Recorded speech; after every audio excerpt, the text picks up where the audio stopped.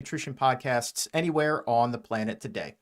So here's the deal. There's this group of researchers who are quite clever, and they decided that they wanted to know what the microbiome of some of the longest living people on the face of the earth looked like. How does it compare with, say, your microbiome or my microbiome? So what they did was they looked at these centenarians. These are people who lived beyond 100 years old. They looked at these centenarians in two of the longest living communities on the face of the earth. They looked at people in Japan and in Sardinia. And if those areas sound familiar to you, perhaps it's because you're familiar with the Blue Zones Project and the research that Dan Buettner has been doing.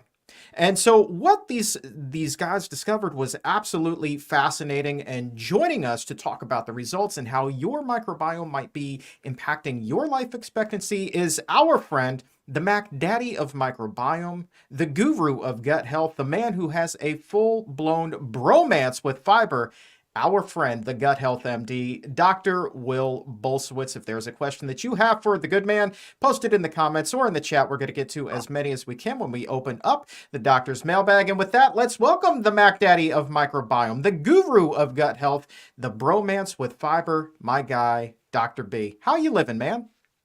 Chuck, I have a bromance with fiber, but my primary bromance is with you. I'm currently in the Fiber Fueled studio presented by Chuck Carroll, otherwise known as Charles Carroll. And I'm happy to be here. And the thing that you need to realize, Chuck, is that if you're going to go with these wild introductions, I will retaliate and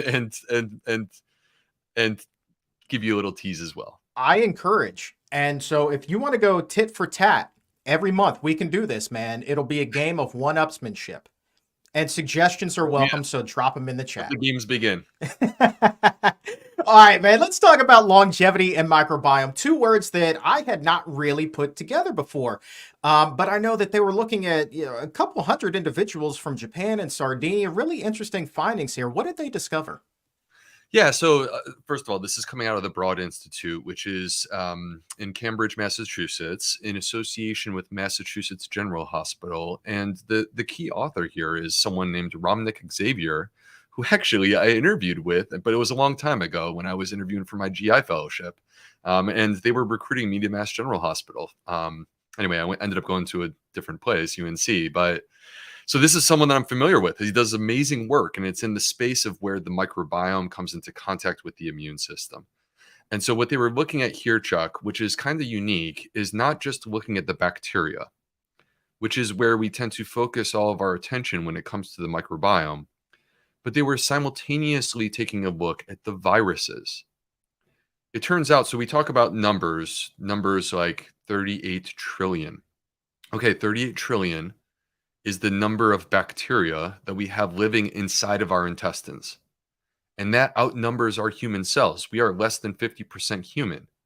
But if you think that's a lot, we think there's at least 10 times, if not 100 times more viruses that are a part of our body. And these viruses, there's a specific family of viruses, Chuck, not to get super nerdy here, but I think I've already crossed that line, called bacteriophages. And these bacteriophages, they don't infect human cells. They infect bacteria. Bacteria are living organisms. And because they're able to do this, they're actually able to shape the microbiome. So essentially what they found in this study, Chuck, is that, yes, it does come back to the bacteria. The centenarians, the people that are living to 100 years old, there's a different microbiome in terms of the bacteria compared to other people. Diversity is a part of that story.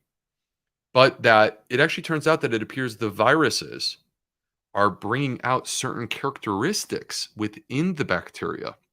And these characteristics are what seem to be facilitating longevity. And so all health starts in the gut.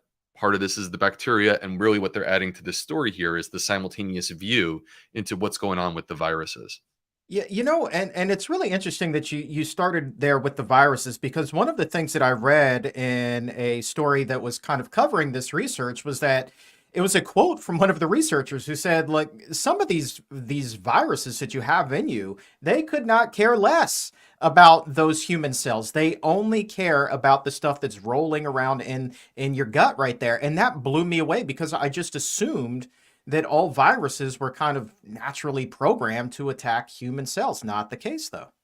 This is where um, we are raised with an understanding of these complex, frankly, ecosystems that are really sort of centered around whatever our existence is as humans. Not to be too philosophical here, Chuck, but like if you go back to let's go back to 1900, okay? Heart disease was not one of the top 3 causes of death. Cancer was not one of the top 3 causes of death. What were the top 3 causes of death? They were all infections. They were all infections.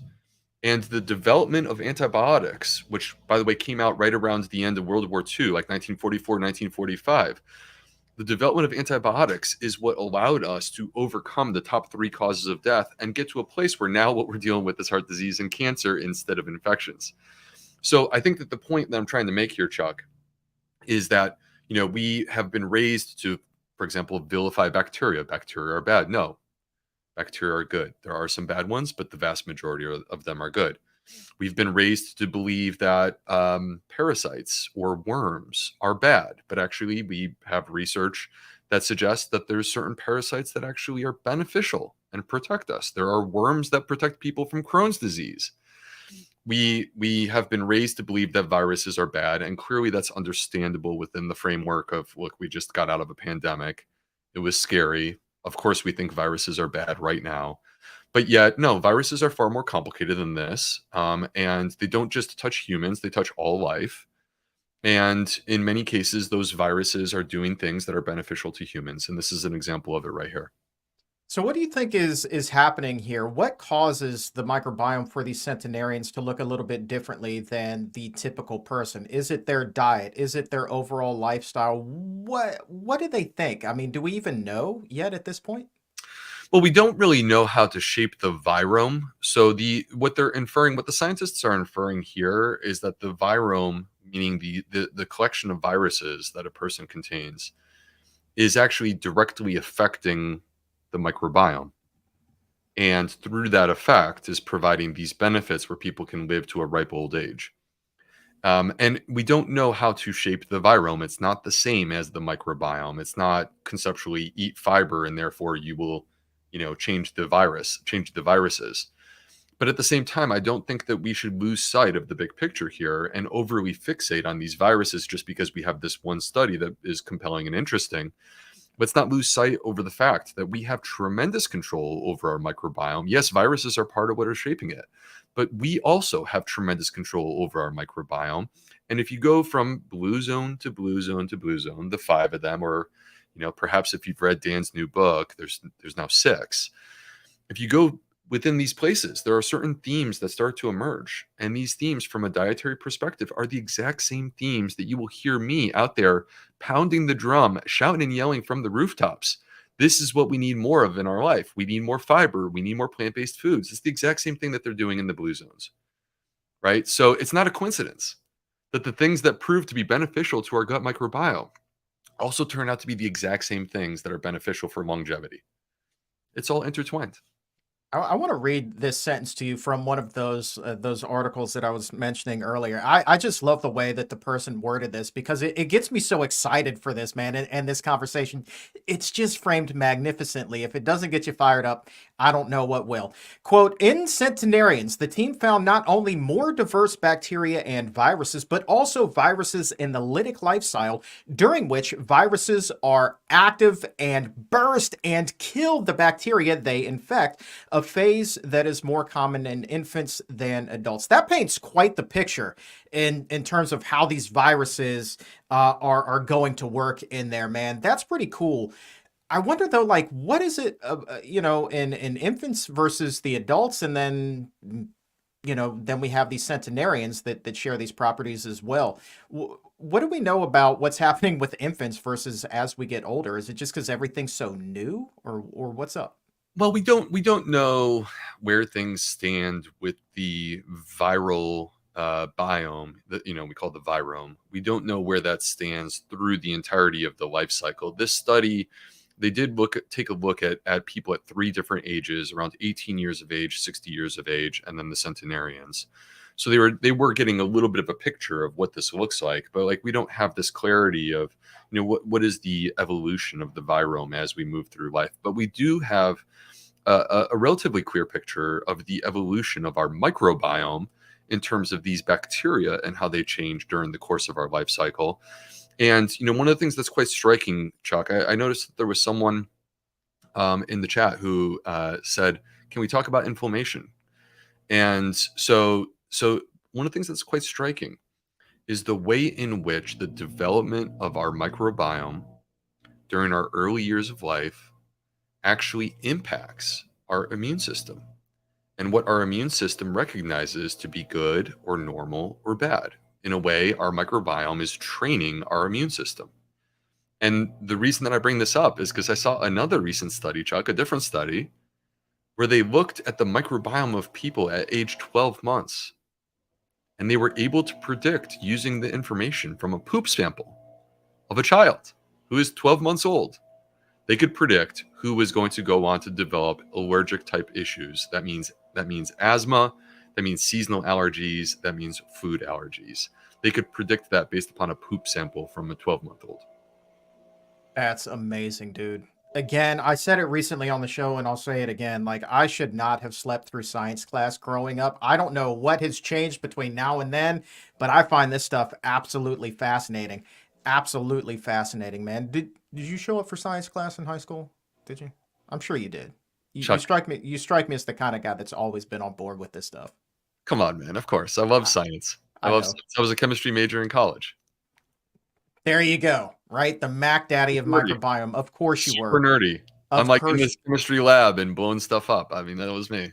All That's right, what super nerd. Let's nerd out about this. It also said in the article at least a quarter of the viruses found in centenarians encoded genes that support key stages of sulfate metabolism. Number one, what is sulfate metabolism? Number two, how do we think it applies here? Well, that's interesting. It's not. I'm not totally sure, to be honest with you. I mean, I'm not totally clear on exactly what they're getting at in terms of sulfate metabolism. Obviously, we know that there are examples of sulfur-rich foods, like garlic, that comes to mind, that are clearly beneficial to our health and have a longevity effect. So it sort of makes you wonder if we're talking about similar concepts here or not. But I think going a little bit beyond this, though, Chuck, really when they boiled it down, what they ultimately said was happening downstream from this alteration of sulfate metabolism is they said that this was ultimately proving to create a more competent gut barrier. So the point being that when you have an intact, functional, diverse gut microbiome, that you are able to create a better gut barrier that is able to basically like keep what's supposed to stay inside your intestines in your intestines and allow only the good stuff to get into your bloodstream and into your body and into contact with your immune system. And that to me is like one of the key core concepts when it comes to understanding how our gut microbiome interplays with our immune system, our metabolism, and all these other parts of our body. Which is, I mean, so counter to kind of what we're taught in terms of the longevity here, because it seems like you have this group of people who are now 100 or older, who you could make a strong argument because of what it is we're talking about here, have stronger immune systems than the typical person. I mean, it says also here that they have unique intestinal bacteria. It produced unique bile acids that kept infections at bay.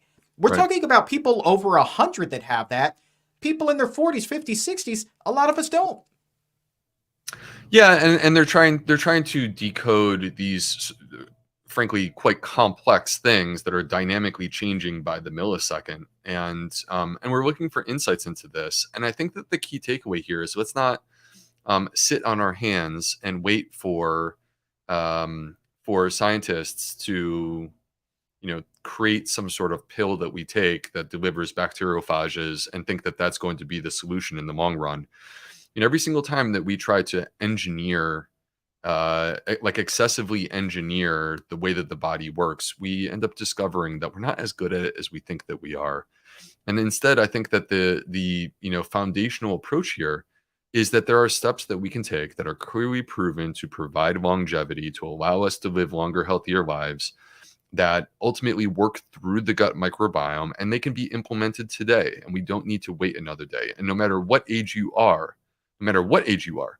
The opportunity exists to add lifespan, to add health span. You can live longer and you can live healthier with the choices that you start like literally today.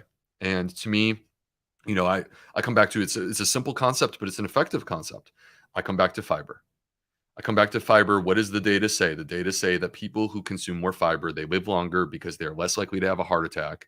They're less likely to have a stroke. They're less likely to be diagnosed with multiple types of cancer. They're less likely to die of heart disease or cardiovascular disease. They're less likely to die of different forms of cancer. They're less likely to be diagnosed with diabetes. And I could keep going. And that's just conceptually like what happens when we consume more fiber, which, by the way, only works because it comes into contact with our microbiome. And here we are, and 95% of Americans don't adequately consume fiber. And if there's like, if I could change one thing, it would be this. And if we change this one thing, I'm almost 100% certain that like we would be adding many years to life expectancy within our country. And yet we continue to see life expectancy head in the opposite direction. So let's give the exam roomies some tips for bulking up on fiber. I know that we talk about that all the time, but I feel like because by and large, Dr. B, we're still headed in the wrong direction in a lot of places, we have to keep giving these tips, man. So let's talk about some of the foods that we may want to introduce to add fiber to our plates, and then also the ones that we want to crowd out and leave behind as we start building this more diverse and healthier microbiome that could add years to our life. I mean, if I'm only given one choice, I'm going to start with a simple category of food that some people out there would tell you that you should be removing, and I'm telling you, you should be adding way more. Legumes, super simple. Legumes. These are the longevity foods. By the way, they also happen to be dirt cheap. They're not expensive. They're borderline non-perishable. You could keep them in your, you could buy them in bulk and keep them in your cupboard for months on end. And the beauty of legumes, and I think what makes them special and what makes them one of the common threads that ties together the 5 or 6 different blue zones, is that they contain multiple different forms of prebiotics. Prebiotics, by the way, are food for our microbiome. This is what our microbiome needs to be strong and effective at its job. And so legumes contain fiber and resistant starches and polyphenols. And these are the 3 key prebiotics that exist. We can get them all from one source. So, Chuck, if I only am offered one opportunity to choose a food, that's where I would start. And again, they're dirt cheap. And the average American in the United States is consuming just 6 pounds of legumes per year, which, if you think about that within the context of how much sugar, how much cheese, how much red meat we consume, it's like actually pathetically small. Bro, I'm killing about a pound of legumes a day in hummus alone, right? That counts, right? Doesn't it? Hummus, would that count? Of course, Yeah. over All right. 10%. All right. Then I'm like at 365 pounds, and that's just the starting point, man. Where do you think you are? Give me an estimate. How many pounds of legumes is Dr. B getting a year? Oh gosh, I mean, it's clearly a substantially more than 6. I don't. It's hard for me to say. Because sometimes I'll get the chana masala. Like, there's a great Indian restaurant nearby, and of course, what I get from the Indian restaurant is the chana masala, which is just basically chickpeas and sauce, and it's spectacular and it's delicious, and you don't feel like you're eating, you don't feel like you're eating beans. You're just eating this delicious meal mixed with rice. Yet, like, I'm quite sure that when I like eat my bowl of chana masala, it's probably a pound and a half of legumes right there. All right. Next time I'm in town, next time I'm paying Dr. B a house call, we're gonna go. I've been sleeping on the fact that there was an Indian restaurant near you, man. Like, this is news to me. Exciting news. Yeah, I had never tried Indian food until I was in my 30s, not even once. And once I discovered it, it was like a game changer for me, because the beautiful thing is that the Indian diet authentically is a mostly plant-based, largely vegetarian, and in many cases vegan diet. So it's very friendly to the concepts that we teach in terms of trying to eat more plants, including more legumes. They love lentils too. Oh yeah, dude. You know what? I was a late adopter of the vegan diet as well. Like, I probably you and I may have tried it on the same day. I don't know, but definitely the first time it hit my lips, man, it was so good. It was like old Frank the Tank from old school. Once it hits your lips, so good. So good, man. I want to say hi to Kelly, who's watching right now and making Jane Esselstyn's lentil soup. So that's pretty cool. She's up in Syracuse, your old stomping grounds, Dr. B. That's awesome. By the way, Jane Esselstyn, Rip, Dr. Caldwell Esselstyn, and Esselstyn, they're all going to be joining me and Dr. Neal Barnard in Washington, D.C. on November 7th at the National Press Club, a big night to honor the Esselstyn family with the Exam Room Live and in person. Would love it if you could be there too. There's a link to pick up your tickets in the episode notes right now, November 7th. Maybe we'll have lentil soup. I don't know. It'll be November. It'll be cool. It'll be a good time for that. You've got some good soup recipes in the Fiber Fueled Cookbook, do you not? Oh, of course. I mean, I'm a huge fan of the soups, the stews, the chilies, like, and we're starting to get into that season, particularly depending on where you live. We're starting to get into that sort of season, and I love that kind of food this time of year. Oh, it's so good, man. Oh, I love it. Let's talk more about lentils because we have a question from Richie at 1222 who's wondering whether non-organic lentils are safe to eat, in your opinion. Um, so these are good questions because sometimes with legumes, they um in order to if you're gonna offer it up bagged, for example, dried lentils, dried beans, they have to dry them out, and one of the ways that you can actually accomplish that is through the use of chemicals like glyphosate, which whenever possible, my preference is to try to avoid that. This being said, Chuck, if we think about all the studies that have been done demonstrating that legumes, beans, and lentils and peas have longevity benefits, there's very few, almost none, that actually specify that they be organic. These are studies that are using conventional foods, conventionally farmed, conventionally raised. And yet we see these benefits, these overwhelming benefits. So I don't want people to allow the whole organic versus non-organic debate for them to stand in the way of consuming delicious plant-based foods, because study after study after study, like show me where consuming plant-based food is actually causing harm. Show me where consuming plant-based food people are living less long with more disease. Those studies don't exist. And yet we have many different forms of plant-based foods that are prepared through different agricultural practices. And the bottom line from my perspective is that don't let the agricultural practices stand in the way of healing, health promoting foods. Yeah, and here's kind of my simplistic non-doctor way of looking at that is, a lot of times when organic versus non-organic comes up into the conversation, glyphosate also works its way in there. And my point is this, it's like, all right, well, there's something in there that you may not want, but what are your alternatives? Are you going to tell me that a conventional legume is less healthy than going to the drive-through? Are you telling me that that conventional legume is going to do more harm to you than a triple cheeseburger, a large fries, and a Diet Coke? Like, come on, man. Like, at some point, common sense needs to kick in here, and that's coming from a former 420-pound guy. And that is a super simplistic way of looking at it, but it's also a way that I think that we should be looking at it because it's a concept that all of us can grasp.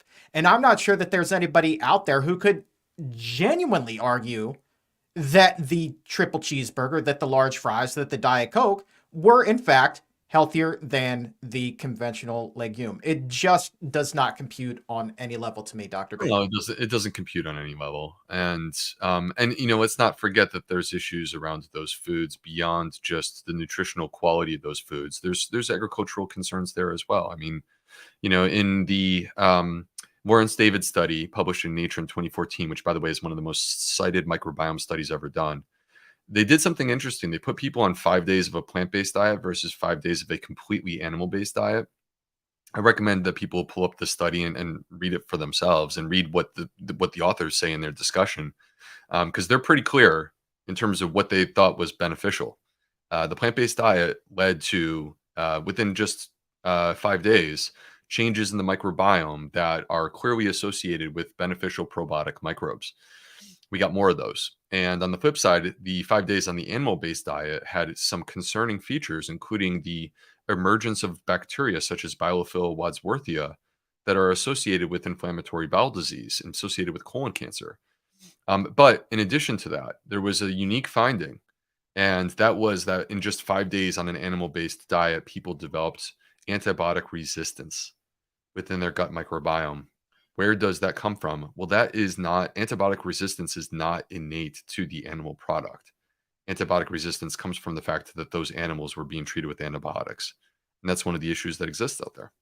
All right, let's go from antibiotics to anti-nutrients. We just talked about those recently on the show. We have a question from Logan at 1227. What about the lectin in legumes that affect gut health? What do we know about lectin there? Is there any harm, or does that also go to what it is we've been talking about?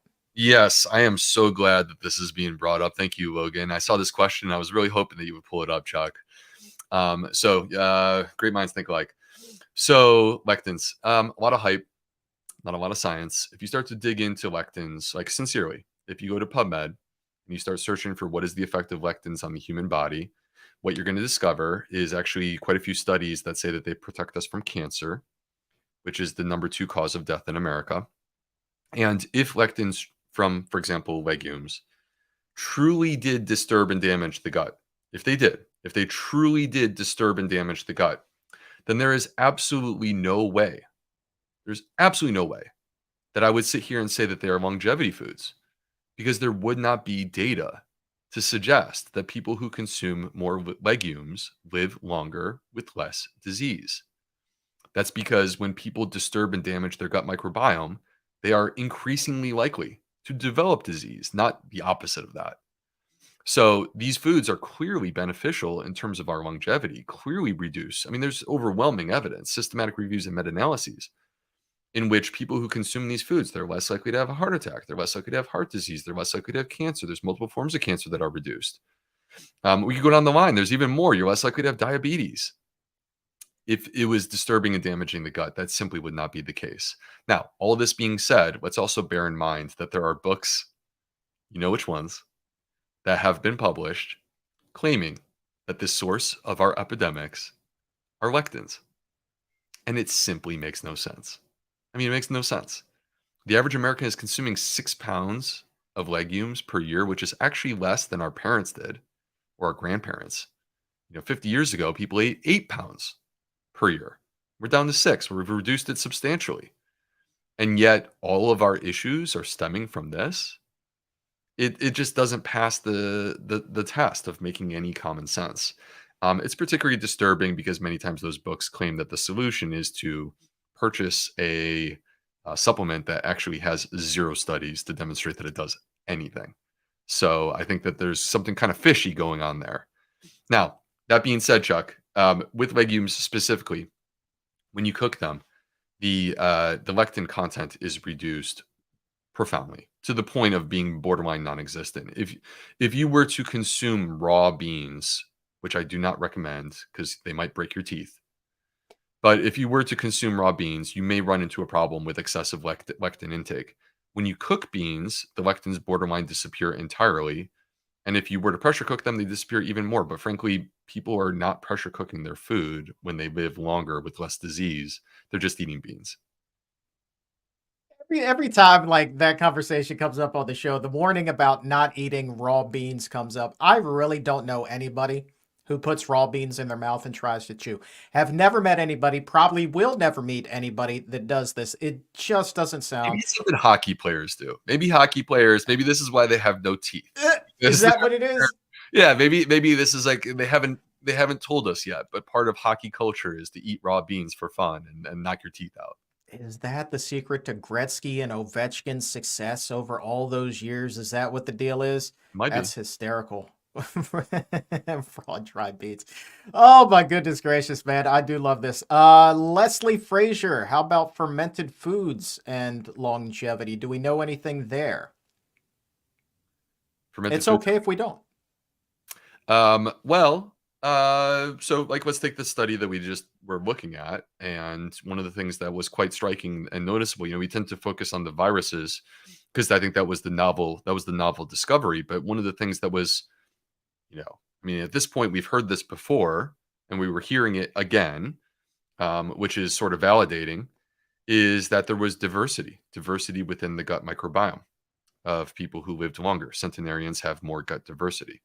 This is a theme that keeps popping up. Diversity within the gut microbiome is associated with reduced risk of different health conditions and associated with longevity. And so, how can we add diversity to our microbiome? That's a question. And one of the most clear ways to do this is actually with fermented food.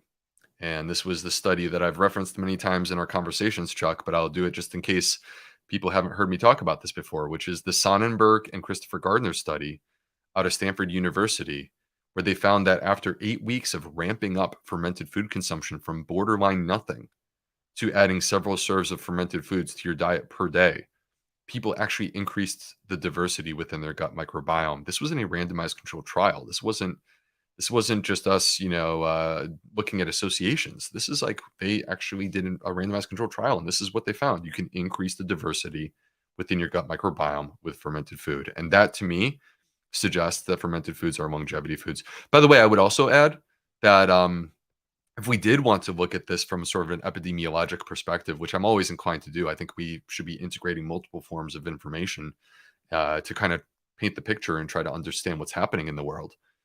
If we were to do that, let's look at where are the societies that are industrial societies that are as urban as we are, if not more, and yet they outpace us in terms of longevity by a substantial margin. Where are these places? And one of them is South Korea, and another is Japan. And one of the things that you discover is that in these places, they're consuming way more beans, they're consuming more plants, they're consuming way more fermented food than we are. Bring on the kimchi. I love me some kimchi the way that you love sauerkraut, man. There's just no question about it. Going back to the great dry bean debate, Krista did raise an interesting point here. At Okay. 1235, what about grinding up dried chickpeas to make flour? Well, you have to cook that flour. If you don't cook that flour, then you could potentially have a problem. Actually, there was an interesting thing that happened. This is one of the commonly cited things by people who want us to believe that lectins are problematic. There was something that happened in Japan many years ago, where a television station encouraged people to basically grind up white beans. And so they ground up these white beans and they consumed this powder as a powder. And so the issue is that they were basically like bypassing the barrier to consuming raw beans, right? Because the barrier is that it'll knock your teeth out because the beans are so hard. So they're using modern technology to break down the beans into a powder, and then they were consuming it. And then people got sick. How sick? Did anyone die? No, there was no one who died. Were some people sick as if they had like a bug, like a virus? Yes, that's what happened. So because they had lectin poisoning as a result of consuming raw beans, it did give them it did have an effect in the sense that it gave them the equivalent of a gastroenteritis. And 24 hours later, they were back to work. It was not that big of a deal. But they felt pretty stupid because they realized, well, we really shouldn't be telling people to eat raw beans. I mean, no pun intended, but was this some sort of like a viral challenge that they were issuing? Like what in the why? Like, Yeah, it was like some sort of challenge that they were doing. This is pre-TikTok, and this was back when people watched television, like the local channels, and so on the local channel they had some sort of thing that they were doing. I don't recall why they did this, why they told people to do this, but basically, next thing you know, the station was fielding phone call after phone call saying, "I don't feel well." And again, it comes back to you shouldn't be eating raw beans. mm. All right. Note to self, do not tell people to eat raw beans. Thank you. Leslie Frazier, another question at 1233. Is there a list that compares legume values, such as is a garbanzo bean better than a butter bean? I don't know. What does Dr. B's bean ranking say here? All of them. I want all of them. Give me as many varieties. Seriously, give me as many varieties as possible. If you make chili for me, if I come over to your house and we're going to watch football and you're making chili and there's only one bean in there, I will be disappointed. I will be disappointed. I want at least 5 beans in there. Let's make it happen. Dude, I'm excited. I got a bag of 15 bean blend. Like I'm pumped to do something with it. I don't know what I'm gonna do with it, but I actually bought this. Like my father-in-law who lives with us, he's not vegan by any stretch. So he loves getting these pinto beans that they come with like this little ham flavor packet. So he gets this, but then he's like, well, they also got this 15 bean blend here. And I was like, give me the 15 bean blend and I just won't use the packet. And dude, there are beans in here that I don't even recognize, but I am pumped up to see what I can do with some 15 beans. If you were like sitting down to some chili and somebody told you like, Dr. B, this has 15 beans, are you going to be able to handle it? What would you say? I mean, are you kidding me? I would jump up and we would have the biggest high five in the history of high fives, bigger than any sort of high five that this hypothetical football game would allow us to have. And dude, I mean, this is the way that like we deserve to eat, right? Variety. So let's start here. Even within the legume family, they're not all the same. Different legumes have different nutrients, right? They may all carry fiber. They may all carry different forms of resistant starches and polyphenols, but they're not exactly the same. Those are different forms of fiber, resistant starches, polyphenols, not to mention other vitamins and minerals. So every single food has its strengths and, to be fair, its weaknesses. Not one single food can provide everything that you need by itself. If you only ate one food, you would not be very healthy. This is why variety is so fantastic and wonderful, because variety allows us to basically band together the strengths of what everyone can do, working together as a team, like the Avengers, to improve your health. And yet, at the same time, there's something about variety that's fun. There's something about variety that's delicious. Isn't that what we ultimately want? If you're making chili, I want 15 beans in there, Chuck. I would expect no less from you, my friend. Oh, well, see, now the bar's set like right I here. know And you like, I mean, I might try to get that up to 30. Like, let me see what kind of beans are in there and then I'll go find 15 others. let's just get Like, ridiculous with it. Why not? I mean, it's what we do. I mean, we are a couple of goofy guys. Like, why not? Let's go for 30 beans. Matter of fact, in the chat, you're watching live. This is the dumbest question I will ever ask. But what is the maximum number of beans you would feel comfortable eating in a single bowl of chili? Right? Could you fill an entire bowl with one individual type of bean? And you just had like 8 million different kinds in there. I don't know. Let me know. What's the maximum number of beans you would ever put in your chili? And what's the maximum number you've ever done? Now I feel kind of like wimpy with that can of three, what do they call it? Like tri-bean blend or something like that. It's a start. It's a Yeah. start. That's okay. You should always opt for the tri-bean blend over the kidney bean by itself. You should always go for more. Yeah, dude, but I feel like after the 15 bean, like there's just so much being left on the table. Why don't they make a can of 15 beans? Huh? I don't know. I mean, let's keep this pretty straightforward here. Like, to me, what is the purpose of chili? The purpose of chili is to deliver hot sauce and beans to my mouth in a way that makes me happy. Period. Like, that is the definition of chili in the Bulsiewicz household. All right, now hold on. Let's talk about this because now you piqued my interest. I love me some hot sauce. So, what is the go-to hot sauce in Dr. B's house?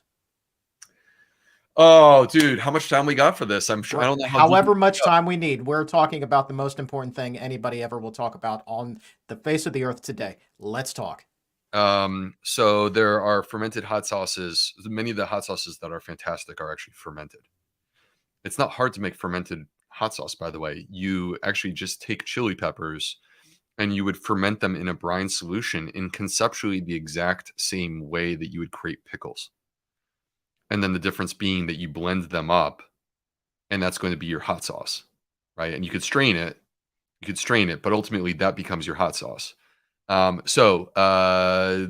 have a fermented hot sauce that is produced here locally in Charleston. Like, I would have to go down to my fridge and start pulling some stuff out because I got like about 5 varieties. But we have a fermented hot sauce that's produced here in Charleston. That's absolutely spectacular. I do tend to love Asian flavors and Asian themed hot sauces. I'm a huge sriracha fan. Has anyone noticed this? Let me know in the chat box. Have you noticed that the traditional sriracha with the rooster is no longer in your store? I have noticed this, and I have noticed it's also not in the restaurants. And what I've found out is that there was a shortage of the chili peppers that they use this year. And so they haven't been able to produce it. And so if you want to buy this sauce, you go to eBay and it's literally going to cost you $100. I'm not kidding. So anyway, I love that sauce. I also love like Thai chili powders or not powders, Thai chili paste. Thai chili paste, which is another form of hot sauce. So like, to me, these are all just variations and it depends on what dish I'm doing and I'll just start throwing stuff in there. I'm all about the hot sauce. Oh yeah, dude. Oh man, I want to try that sauce again next time I'm in. Bring it with us when we go to the Indian restaurant. Let's go. Annie, talking about how many different beans you put in the chili. Annie says I typically put in black, pinto, kidney, and lentils, but I guess I need to step up my variety. But look, I mean that's the fact that you're adding lentils on top of the traditional beans in there. I think Dr. B, Annie's taking a huge step in the right direction. Love it. I'm a huge fan. Annie, high five for me. Boom. Yeah, Let's go. absolutely. Absolutely. All right, here, let's grab a couple more before we wrap up here. Talking about fermented foods, let's put a bow on this. RK brings it back to what about the sodium that's found in a lot of these fermented foods? That's a typical counter argument. Let's revisit that really quickly. Yeah, I mean, so you and I we have discussed this many times, but here's what I would say. So, if you are eating an ultra processed American diet, it is excessively high in sodium, and if that is the case, you need to reduce your sodium intake. Should you reduce your sodium intake by avoiding fermented foods? Like, is that the solution when we have studies that show that fermented foods are one of the few foods that, like in a randomized controlled trial, can add to the diversity within your gut microbiome? Should you forego that in the interest of making that the area where you cut back on your sodium? No, that doesn't make any sense. That's sacrifice. Like, that's basically throwing the baby out with the bathwater. Okay. Instead, cut down on the sodium intake from your junk food, which is the ultra processed foods. All right. Cut down on your sodium intake there. And when you get yourself to a normal amount of sodium intake, which, by the way, if you're consuming a mostly plant based diet, is extremely easy to accomplish because plants are not the problem unless you're adding a tremendous amount of salt to them. So, when you get yourself to a place where you have normalized your salt intake, then the consumption of salt in your diet through fermented food, like in moderation, is not a problem at all. And I don't understand why people would make that like that's excessive levels of scientific reductionism to say salt is bad, therefore don't eat fermented foods. That's missing the big picture. The big picture here is that the healthiest populations on the planet are consuming way more fermented food than us. And part of the reason why is because fermented foods contribute to a healthier gut microbiome. And isn't that something that we want? And let me just add my personal experience here, if you'll indulge me for a second. When I was 420 pounds overweight, eating the standard American diet on steroids, blood pressure uncontrolled was like 185, 190, over 90, or 100, like super, super deluxe high. Today, I eat kimchi literally every single day. I eat sauerkraut at least 4 to 5 times a week. My blood pressure this morning, I checked it just for grins, was 107 over 68. So, what does that tell you? What does that tell you, Dr. B? Help me interpret those results. Am I Uh, doing the right thing? Chuck, some people would say, well, it'd be 95 over 45 if you if you cut out the kimchi. But nonetheless, no, I think that the point is well taken. And I think that, I completely get that that like part of the conversation, because I function this way too. Part of the conversation is to identify where people are consuming an excessive amount of something and then in a way to vilify that, right? Because how do you get people to change what they eat? It's not easy. And if you're too passive about it, if you say, well, then nothing's bad, well, then no one's going to ever change their diet. They're just going to continue with the status quo. So we do have to identify where there are problems, but we have to also acknowledge and recognize that the problems exist within the standard American diet and that there are levels of salt consumption that are not only healthy, there are levels of salt consumption that exist that actually are required for you to be healthy. So we shouldn't reduce our salt intake to zero. And in the same time, we need to see the bigger picture with our food. When we excessively fixate on specific micronutrients and miss the entire food, this is how we get ourselves into trouble. And the big picture is that these foods are healthful foods that contribute to a healthier gut microbiome that are consumed by the longest lived populations on the planet. Period.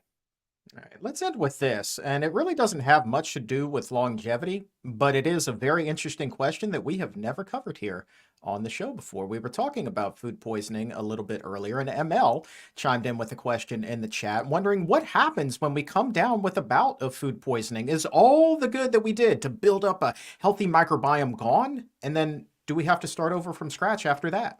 No, I mean if you were to, for example, take a sample of your gut microbiome in that exact moment, it wouldn't be a picture that's pretty. You wouldn't like what you see. And that's because your gut microbiome is under duress. But also, the minute that it's over, your gut microbiome is bouncing back very quickly. When you do something that alters your gut microbiome on a temporary basis, and it's only a temporary basis, then your gut microbiome is able to recover very quickly. When you do things that have a profound impact on your microbiome, even when they're on a temporary basis, an example, this would be antibiotics. That's a different story. It does take longer for your microbiome to recover. And in some cases, there's an effect that lingers no matter what. It could be years later. We could still tell you've taken those antibiotics. We call that a microbiome scar. That microbiome scar is there. It's going to stay there. That's a permanent change. But like small things that change our microbiome, same would be true by the way of prepping for a colonoscopy. So I noticed that there was someone in the chat that was talking about having a colonoscopy. When you prep for a colonoscopy, it does have a negative effect on your microbiome temporarily, but you bounce back very quickly. And so we shouldn't let that negative effect that's very temporary stand in the way of us having what is potentially a life-saving procedure. All right, let's wrap things up here for today. I mean, look, we know that the microbiome has been tied to all kinds of chronic diseases that just shed years off of our life like you wouldn't believe. Alzheimer's, for women, endometriosis, everybody, you've got cancer, diabetes, heart disease, like all of these things the microbiome is really involved in. So, Dr. B, somebody comes to you, they're like, I want to get my microbiome in order. I want to live longer, healthier. Is that possible? You say to them, 110% it's possible. You can literally make changes today, small changes that could change your microbiome by tomorrow. And it would be a snowball effect. You're not going to change the whole thing all at once, but step by step, day by day, you start to reinforce these changes. You consume more fiber, consume fermented foods, you exercise, you sleep, you reduce your stress, you give a person a hug, you share an experience with someone you love.